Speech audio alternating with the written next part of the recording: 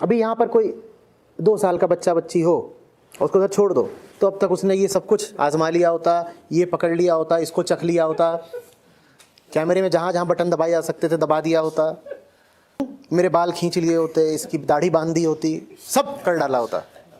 एक काम और ये करते हैं 2 साल के बच्चे, जानते हो क्या? ये अपने शरीर को भी खिलौना बनाते हैं। 3-4 महीने 5 महीने के होते हैं, कभी अंगूठा चूसेंगे, कभी पाँव का अंगूठा पकड़ लेंगे, कभी पाँव का ही मुंह में डाल लेंगे, कभी कुछ करेंगे, और शरीर से खेल रहे हैं क्योंकि उन्हें कुछ तो चाहिए। तो ये बच्चे ऐसा भी करते हैं कि अपना जननांगी पकड़ लेंगे, फिर माताएं आती हैं छुड़ाने, छोड़ छोड़, गंदी बात। ये नहीं करते, उसको चाहिए कुछ, उसे खिलौना चाहिए। वो बुरा बच्चा नहीं है, उसके ऊर्जा बहुत है, उसे खेलना है। वही हाल वयस्कों का है। वो 2 साल का बच्चा कहीं खत्म थोड़े ही हो जाता है।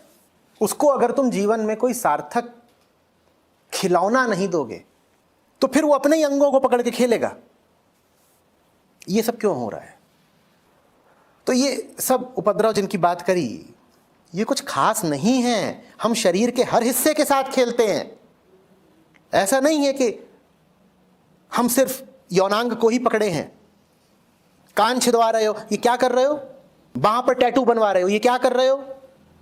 भौहें नुचवा रहे हो, ये क्या कर रहे हो? पाँव के बाल छीले जा रहे हैं, ये क्या कर रहे हो? पर पाँव के बाल छीले जा रहे हैं इसको तुम गलत मानते ही नहीं।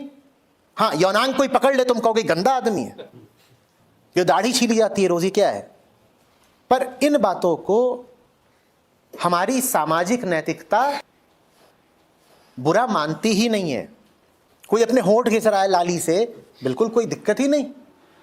पर कोई अपना यौनांग घिसना शुरू कर दे तो तुम कह दोगे बड़ा बुरा काम किया, हस्तमैथुन कर रहा है।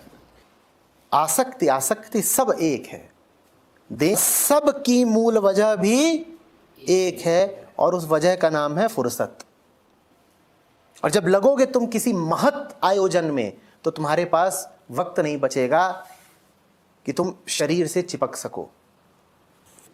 मैं कह रहा हूं, उद्देश्य होना चाहिए तुम्हारे व्यक्तित्व से कहीं आगे का। जैसे अपने व्यक्तिगत सुख के लिए तुम काम चिंतन करते हो, वैसे ही अपनी व्यक्तिगत सुरक्षा के लिए पूछ रहे हो कहीं कोई साइड इफेक्ट तो नहीं हो जाएगा। देकर अटके तो रह गए किसमें? शरीर में और अपने ही व्यक्तित्व में। तो ये प्रश्न ही व्यर्थ है ना कि मेरे ऊपर कोई व्यक्तिगत कुप्रभाव तो नहीं पड़ेगा। अरे व्यक्तिगत सुप्रभाव भी बुरा है, तो मैं व्यक्तिगत कुप्रभाव की क्या बात करूं? जब तक तुम व्यक्तिगत में ही फंसे हुए हो तब तक ये सब चलता रहेगा। फिर इन चीजों का कोई समाधान नहीं होता कि मन में वासना के ख्याल बहुत आते हैं, कि रात में स्वप्न दोष हो जाता है। इनका कोई समाधान नहीं होता। इनसे बस आगे बढ़ जाया जाता है कि ये छोटी बातें हैं, हम इनसे आगे बढ़ गए। कुछ बातों का समाधान करने के लिए भी उन बातों से उलझा नहीं जाता, बस उन बातों से आगे बढ़ जाते हैं। आगे बढ़ जाओ, ये छोटी बातें अपने आप पीछे छूट जाएंगी, और अगर इनका समाधान करने लग गए तो इन्हीं बातों के सामने अटके रह जाओगे। पर उतनी मेहनत तो करो, और उतनी मेहनत तो प्रेम ही करवाएगा।